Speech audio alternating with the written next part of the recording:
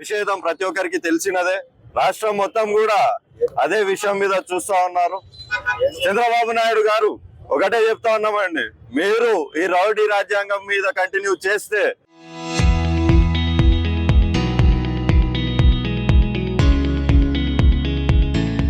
మీరు కొట్టే ప్రతి ఒక్క మనిషి, ప్రతి ఒక్క నాయకుడు, ప్రతి ఒక్క వైఎస్ఆర్ కార్యకర్త మీద చేయి పడింది అనుకోండి, 2029లో మళ్ళీ మీరందరూ కూడా వైఎస్ఆర్ సిపి కార్యకర్తలందరికీ కూడా మీరు చెప్పాల్సి ఉంటుంది. దానికి జవాబు కూడా మేము 2 ఇంతలు ఎక్కువ ఇస్తాం. మీరు ఇద్దరు నేస్తే రెడ్ బుక్ రాజ్యాంగం మీద, మేము డిజిటల్ ప్లే బుక్ మీద 10 మందిని వేస్తాం. ఒక్కరిని మాత్రం వదిలేది లేదు, శిక్ష ఒక్కరికి విధించేది లేదని కాదు, ప్రతి ఒక్కరికి ఉంటుంది. అంబటి రాంబాబు గారి ఇంటి మీద దాడిలో అన్నిటికంటే అవమానకరం ఏంటంటే అక్కడ లోకల్ ఎమ్మెల్యే గొల్లా మాదిరి గారి భర్త రామచంద్రరావు కూడా దాంట్లో పాల్పంచుకొని ఉన్నారు. అయ్యా మీరు ఒకటే చెప్పండి, మీరు రాజకీయ నాయకులా రౌడీలా? రౌడీలు అంటే చెప్పండి, మేము రౌడీలాగానే చూస్తాం. 2019 నుంచి 24లో జగన్మోహన్ రెడ్డిని ప్రతి ఒక్క టీడీపీ నాయకుడు కూడా అనేక రకాలుగా అనేక మాటలు మాట్లాడారు. కానీ జగన్మోహన్ రెడ్డి అన్న గారు అవన్నీ ఏమీ పట్టించుకోకుండా మన జనాలకి ఏ రకంగా అయితే కష్టాలు ఉన్నాయో ఒకటే తీర్చాలి అన్న ఒక ఉద్దేశం మీద వెళ్ళారు. కానీ ఇప్పుడు మీరు వచ్చి ఇంకా ఒక మాట, అదేదో స్పర్ ఆఫ్ ఎ మూమెంట్ అంటే అప్పుడున్న ఆవేశంలో వచ్చిన విషయాన్ని మీరు తీసుకొని వచ్చి ఇప్పుడు ఇంత పెద్ద చేసి వాళ్ళ ఇంటిని, వాళ్ళ ఆఫీస్ ని ధ్వంసం చేయడం చాలా తప్పు.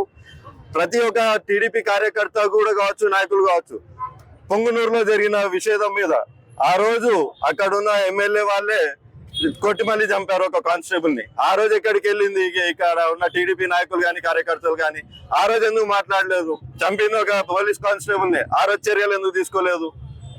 ఈ రోజు వచ్చి మా ఇంట్ల మీద, మా ఆఫీసుల మీద దాడి చేస్తే మేము ఊరికే ఉంటాం అనుకుంటున్నారా?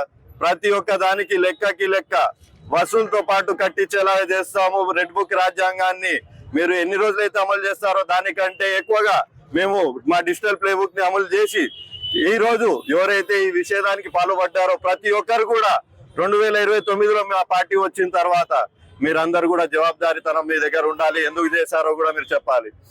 అంతవరకు మేము మాత్రం ఆగేది లేదు. మా వైఎస్ఆర్సీపీ పార్టీ అందరూ కూడా మా పోరాటం సాగుతూనే ఉంటుంది.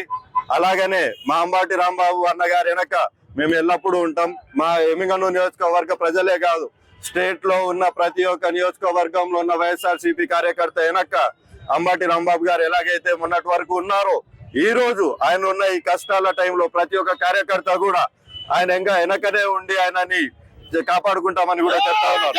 చరిత్ర సృష్టించినోడు ఇప్పుడు ఆ చరిత్రని తిరగరాయబోతున్నాడు. అబద్ధాల గోడల్ని బద్దలు కొట్టి నిజాలను రాగా మీ ముందుంచబోతున్నాడు.